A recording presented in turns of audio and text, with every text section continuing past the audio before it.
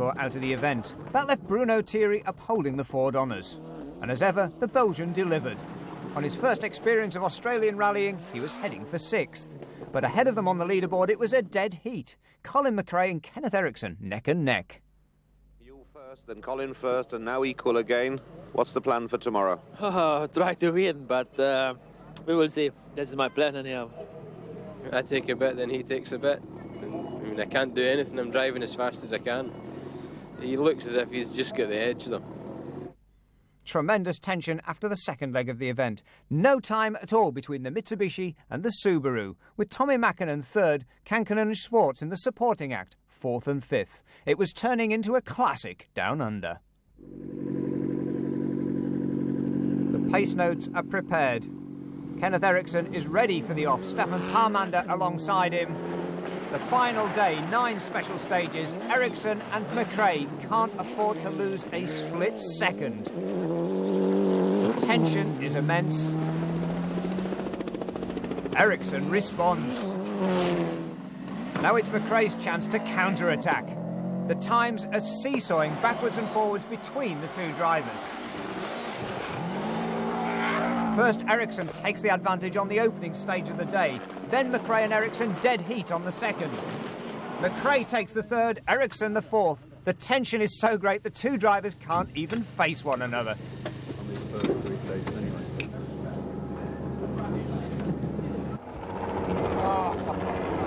Special stages 27 and 28 on the Maersk plantation, and Eriksson takes 2 victories. McRae gets none. It's going the Swedes' way.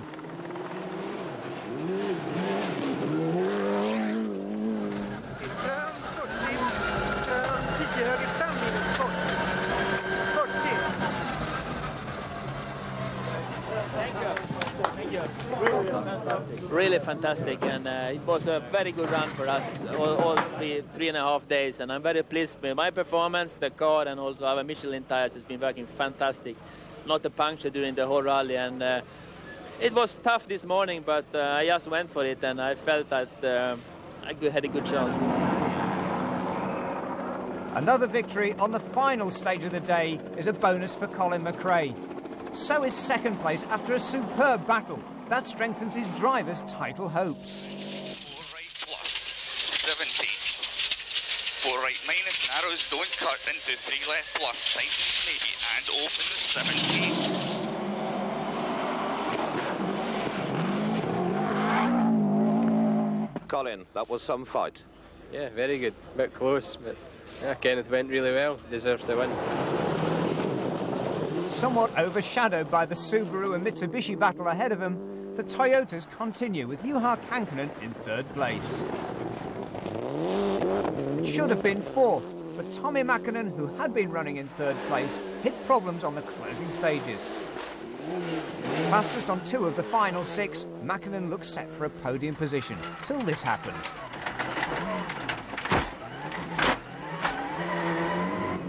A narrow escape, and watch the front wheel as he starts the next stage.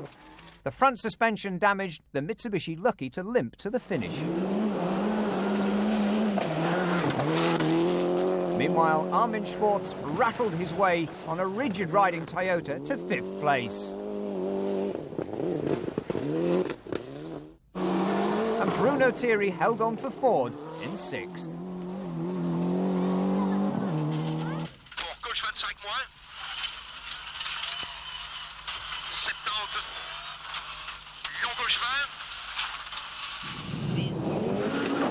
Safari winner Yoshi Fujimoto again proved his World Championship pedigree with a fine 7th place in the 4th Toyota.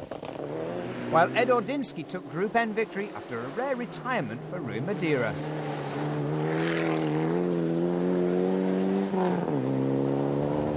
In 9th place, the Toyota of Neil Bates did sufficient to clinch the Australian National Rally Championship title. While in 10th place, it was the 2nd in Group N for Mitsubishi with the popular Argentinian Giorgio Ricaldi.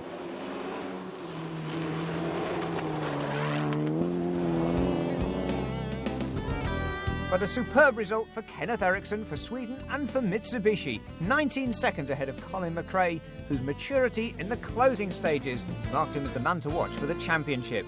Juha Kankkunen keeps his championship hopes alive with a fine third place ahead of Tommi Mäkinen, Armin Schwarz, Bruno Thierry, Yoshio Fujimoto, Ordinsky, Bates and Ricaldi.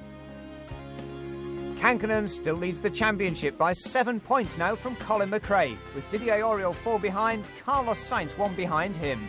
And Toyota lead the Manufacturers' Championship after 6 rounds by 5 points from Mitsubishi.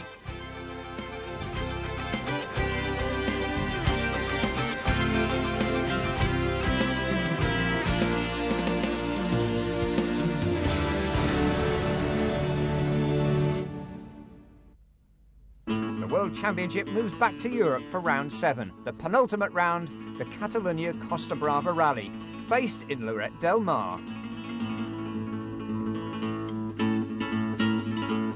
As can be expected on his home ground, it's an area full of Sainz fever. Carlos, good morning. Your home event. Are you feeling confident? At the moment I'm feeling happy and confidence, normal confidence. I prefer wait and see how the stages are going and how the rest of the people is going. For Sainz and the Subaru, the stages in the morning were going very well, thank you very much.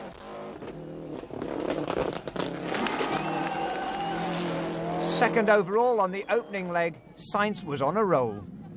He needed to be, though. This rally was critical to his World Championship chances, and this spin on the last stage of the day wasn't going to help.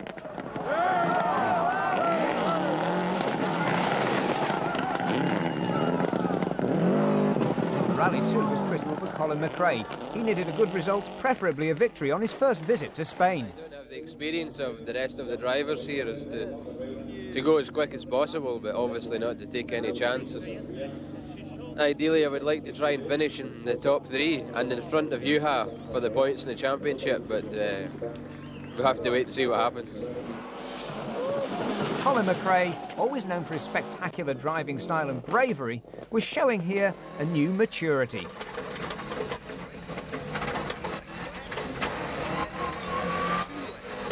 Driving tidily and hard, he was quick enough to be 4th, but not too quick to take any risks.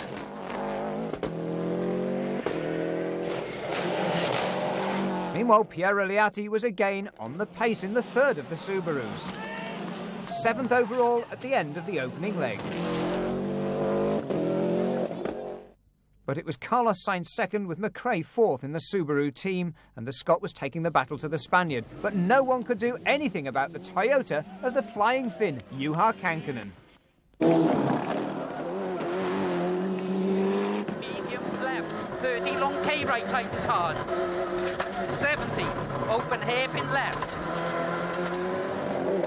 The Finn is in inspired form to lead his first ever all-tarmac event. Overnight leader, did you expect this? Not really. I think I'm more as much surprised as you are as well, I think. But let's say it went very well today. I'm very happy about that. In contrast, Didier Auriol was suffering handling problems in his Celica. But he's still quick enough to be 5th. But that's not quick enough for the driver who thinks he should be the tarmac expert in the Toyota team. The pressure was showing.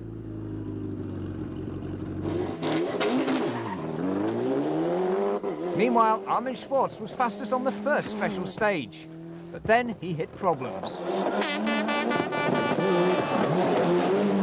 A near-side front puncture robbed him of time. Time to get down and get under.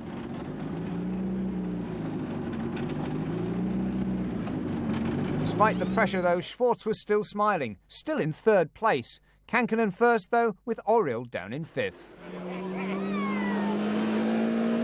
Meanwhile, in the Ford camp, Francois Delacour's miserable season continued. Still struggling with the handling of the Escort, as again he tried to get used to the new centre differential.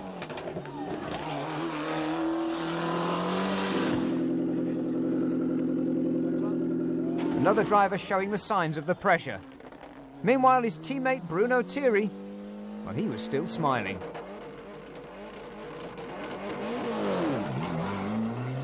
But not for long, though. Despite the support from his Belgian fans who'd headed south for the occasion, Thierry's rally lasted only 4 miles. Ironically, a wheel bearing similar to that which put him out of the rally lead in Corsica.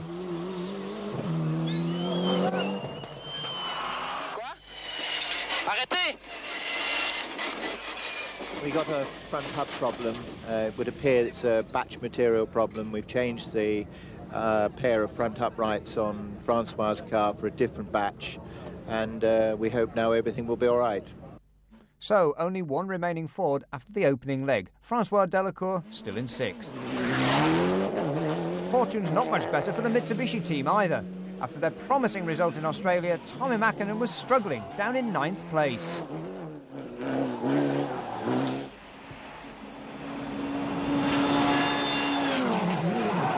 Brand new Lancer, obviously a handful, certainly hot on its brakes.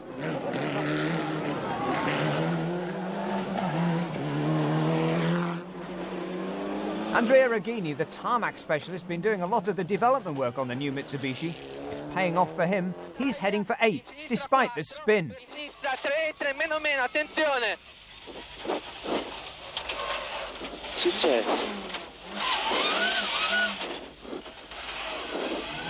It's early in the car's development programme on tarmac, so 8th and 9th isn't too disappointing after the first leg. But the man at the head of the field after the first leg was none other than the flying Finn, Juha Kankkunen, surprising even himself by pulling 22 seconds ahead of the local hero, Carlos Sainz. Armin Schwartz, too, up in the front-running positions with his Toyota, ahead of Colin McRae's Subaru and Didier Auriol. On to day 2, and Kankkunen remains the man to beat, storming through the stages.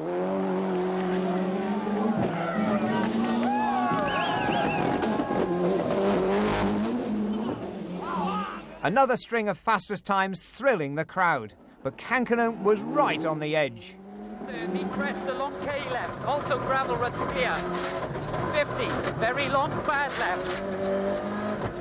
What bad? A huge accident as the result of a misread pace note. Yet amazingly, Kankkunen and Grist, with the help of a few spectators, managed to get the Toyota back onto the road. Well, most of it at least.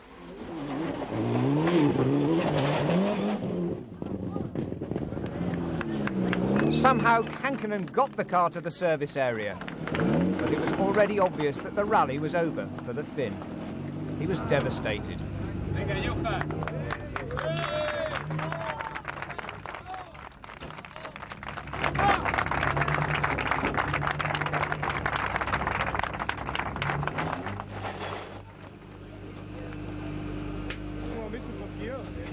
You know, I was not going any faster than before, just normally, you know, and the boys just said they were kilometer before there, and they said just we were about the same time as the others, little slower than the past 2 other cars, but I mean, because I was no reason to attack or anything like that, but just I heard the note wrong, you know, and then just slipped off. Very simple thing. Armin Schwartz was another driver not to make the overnight halt.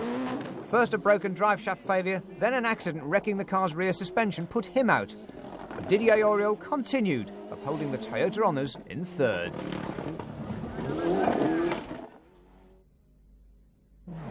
Behind the Toyotas, Mitsubishi were continuing with their development programme, and it was paying off. Tommi Mäkinen up to 5th. And Andrea Reghini, another driver overcoming a spin to take 7th.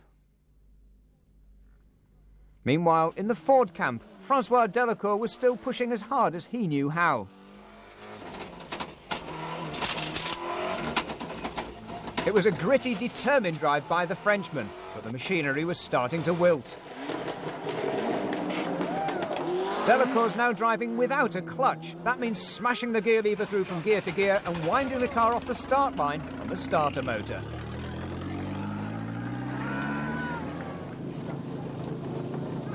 Yeah, now it's finished for me. I cannot catch Gigi anymore because I have done 2 stages with no clutch. The clutch was broken since the beginning of the first stage, and I lost many seconds. So Delacour lucky to continue in 6th position. But at the head of the field, it's a Subaru war. Carlos Sainz takes over the lead following Kankkunen's demise, but he's been caught hand over fist by Colin McRae.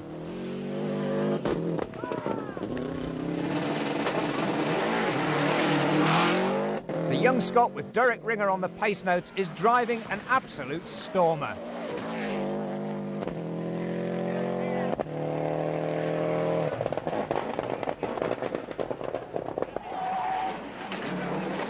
Meanwhile, Piero Liatti is doing a fine job. He is up to 4th. I think tomorrow we're obviously back in the same stages as we did in the first day, so I'm at less of a disadvantage. Whether I can be quicker than Carlos, I don't know. We'll wait and see. And the last thing you need is a fight within your own team if you're going to keep Oriol behind. So our priority is to keep Oriol back and sort of not work together as a team, and that's going to be the instruction. With only a 5-second deficit, difficult to do that, I would have thought.